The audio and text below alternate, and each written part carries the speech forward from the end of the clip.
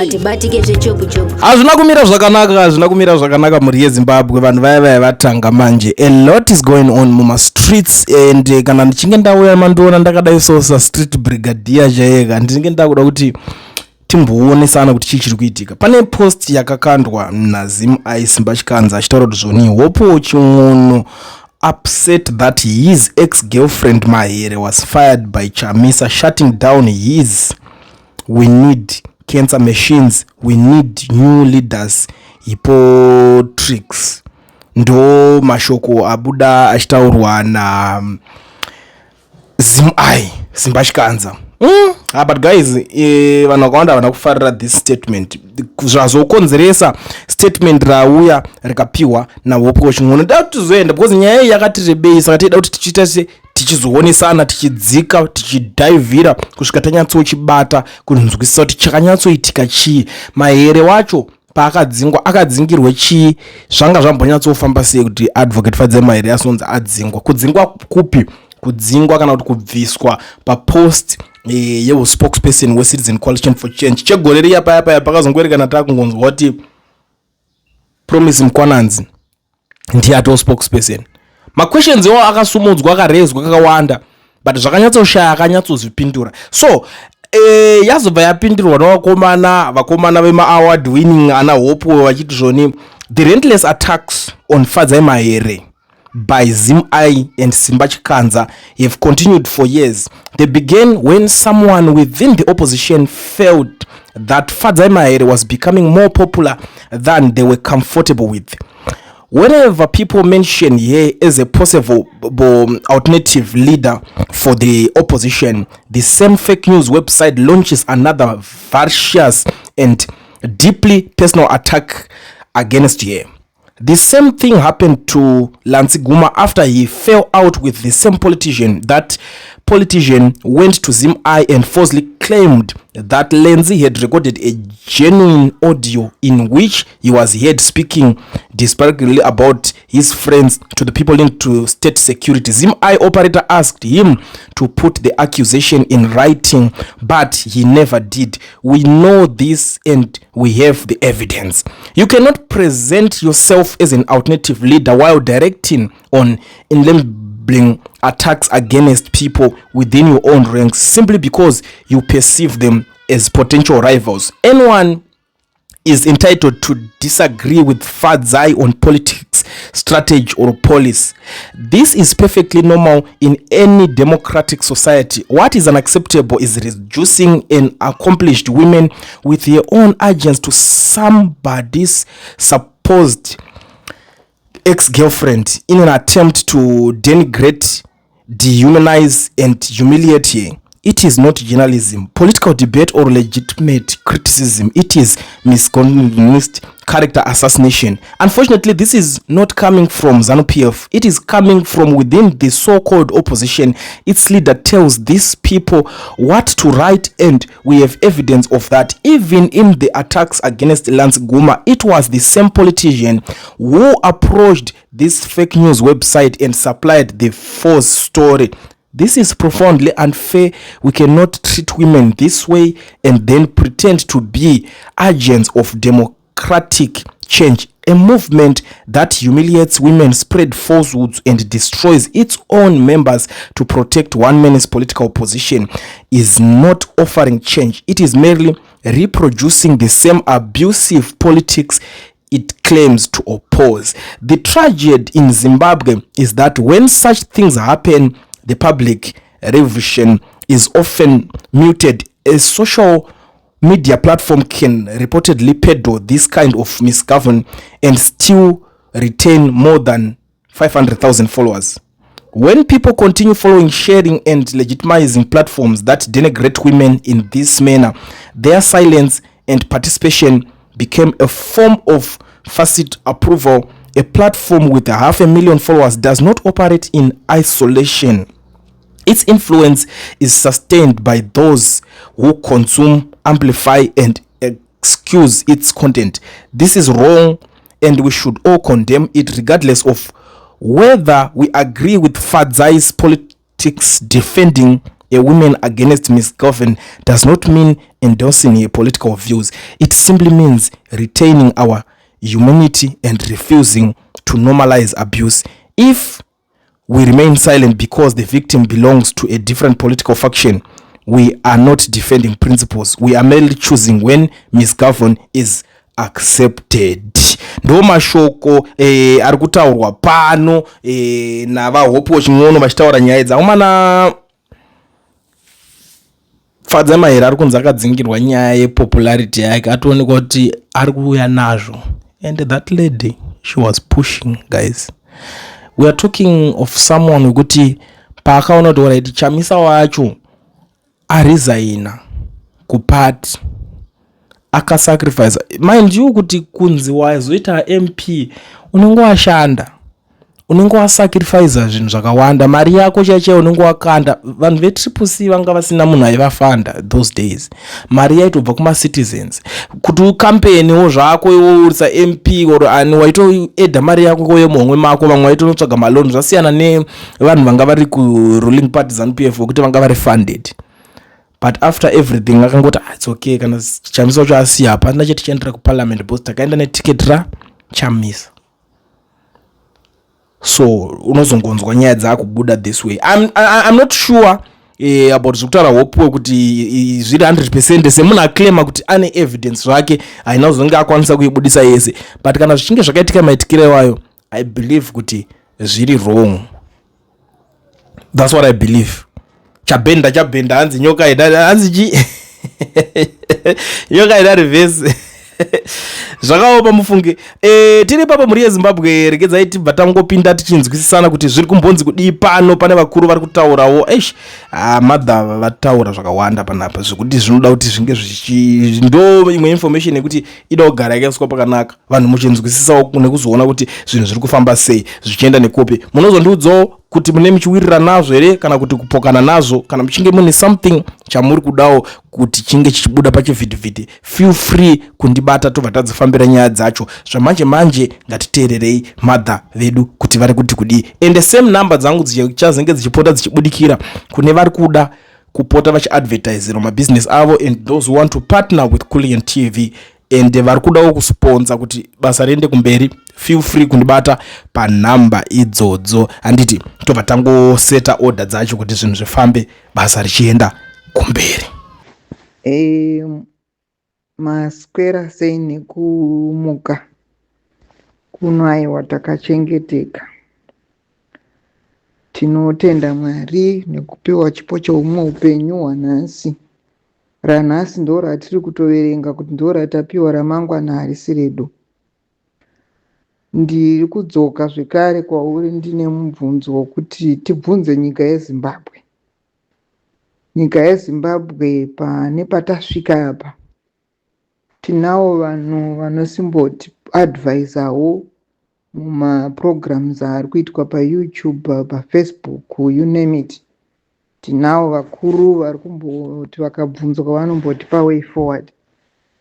But ndadzoka futi nemubvunzo nekunzwawo kwatinomboita tinobvunza semunhu ada kuzivawo zviri kuitika munyika medu, zvakambobva nekupi uye zviri kuenda nekupi.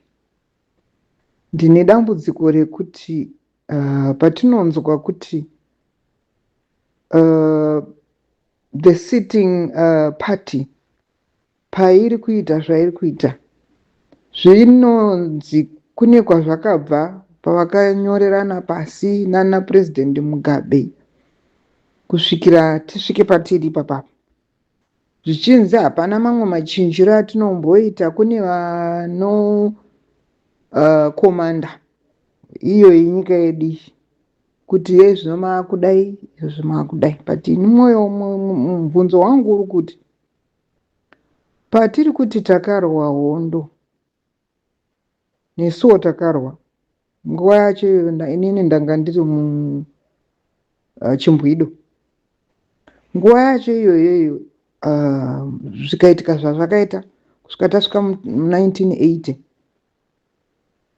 tikaita independence. Inova independence yacho iri kungoitwa asiri kutirwadza. Kuti tazokura tazoitawo vana vedu vane vana, but where are we heading to? Tichitarisa zvinhu zvacho, we are starving. Tiri kufa nenzara munyika. Tine vabereki. Inini mubereki wangu achitoriko. She's 86. My father is 90 something. There. Vanotofamba. Vanotoitawo. Ukazvitarisa sokuti vanhu ivava vachiri kubhadhara marents edzimba dzavo dzavanogara. Dzimba idzodzo kune vamwe vari muarea iyoyo inogara mai vangu. Vakaita dzekupiwa dzemuchato. Ndo dzimba dzevachirungu dzavakapiwa naSmith nguva yaSmith. Nokuti vaipiwa dzimba nemuchato. Vakazotengawo ndo vakazotenga. Vanhu vane ma86, vanhu vane ma90 something. But they are still paying my rents ku municipality. Batereke. Nyaya yangu chaiyo iri kuti kwazviri kubva ikokoko kunotaurira vari kutungamirira vemuAfrica, tongoti mapresidents edu emuAfrica, wherever things are coming from. Ndo vanobva vataura here kuti regedzai vanhu venyu vafe nenzara.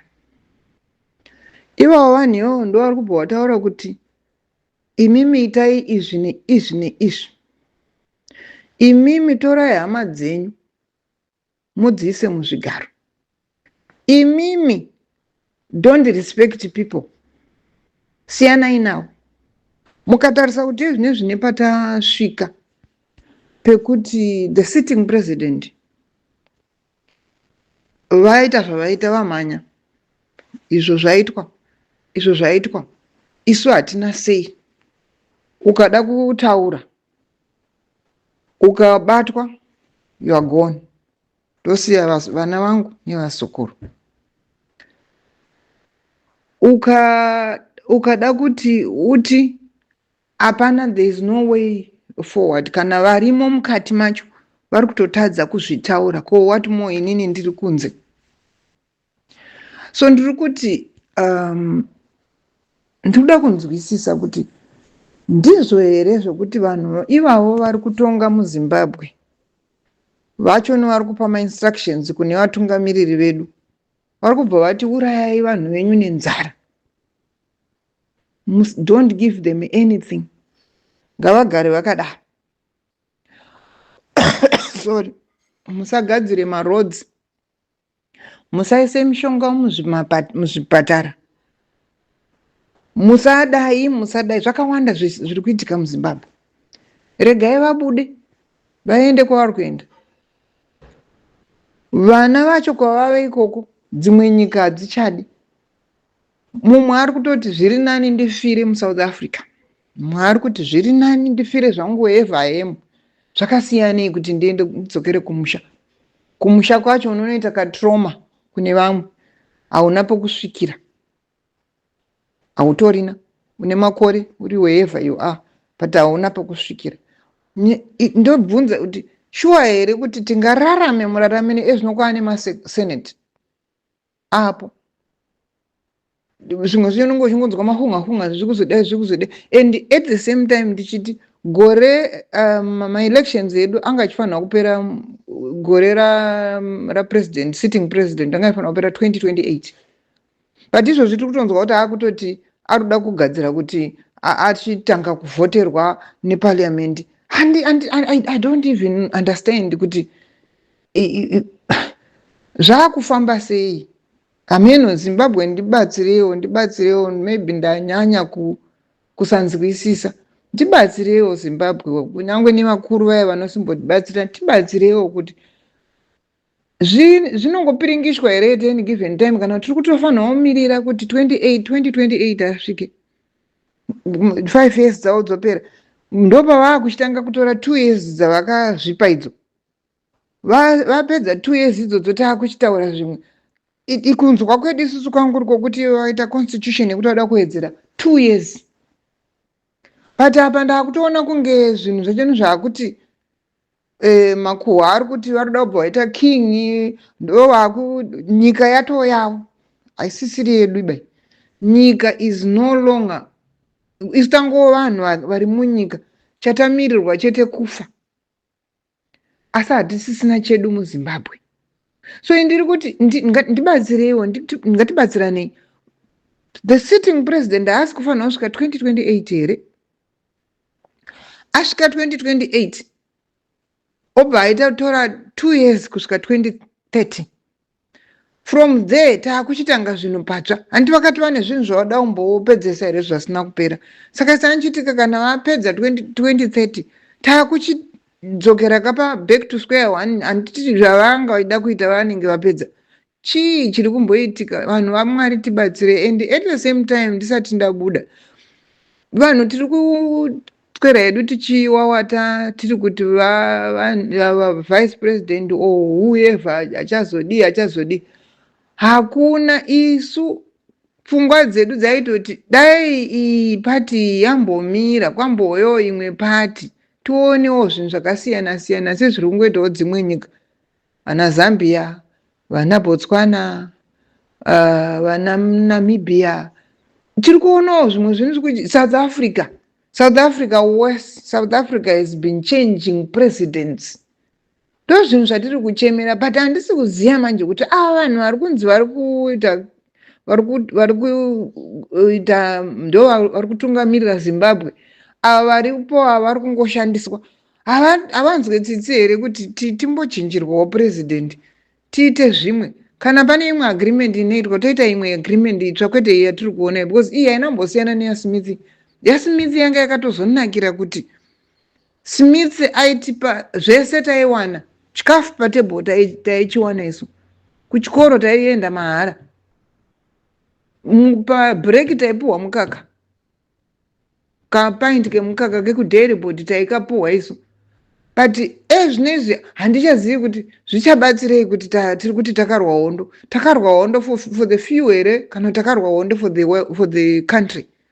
So ndibatsirei kulendi ndisvitsirewo kumberi. Zimbabwe ndipindirewo mubvunzo kuti taakuenda kupi, handichazvinzwisisi. Ndarwadziwa, saka muri kuona ndiri kudamba ndichidzokorora, ndarwadziwa. I'm lost. I am lost.